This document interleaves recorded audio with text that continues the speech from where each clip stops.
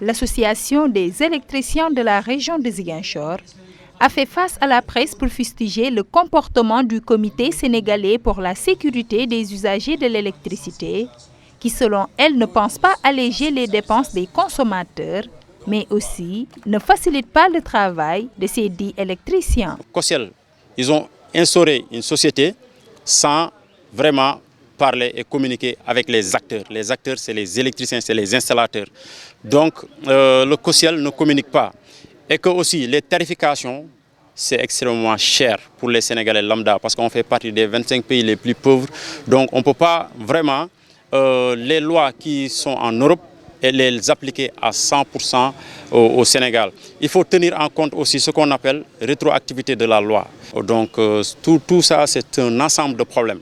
Donc il faut que la COSYEL communique avec les Sénégalais et que nous considère comme ses collaborateurs. Parce que jusqu'à présent, ce qu'on a vu, ce qu'on constate, c'est que le COSYEL ne considère pas les installateurs comme ses collaborateurs. Prenant part à cette rencontre, la représentante de l'Union régionale des consommateurs de Ziguinchor appelle les deux parties à la médiation pour trouver une issue heureuse. On est là pour faire la médiation entre COSYEL et les électriciens.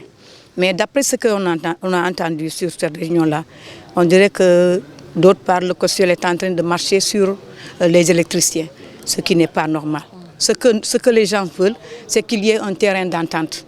Trouver une solution pour que tous les deux camps aient de l'entente. Ou bien le consommateur voit sa place, l'électricien aussi voit sa place, le COSYEL aussi voit sa place. Inquiets de cette situation qui commence à perdurer, ces électriciens interpellent leur ministre de tutelle pour l'amélioration de leurs conditions d'existence. Au gouvernement sénégalais, pour leur faire savoir que ce qui se passe dans ce pays-là, si ça a été signé depuis autant du président, l'ancien régime, donc il faut qu'on revoie ça vraiment, parce que ça ne range pas les Sénégalais.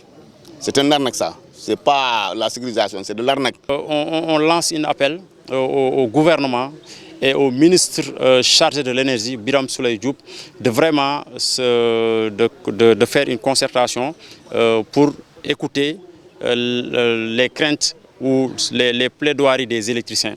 Parce que le secteur de l'énergie, vraiment, ça n'avance pas parce qu'il y a trop de ralentis. Les gens ont vraiment des difficultés à avoir de l'électricité, à être alimentés par la Sénélec. Cependant, ces techniciens ne comptent pas croiser les bras.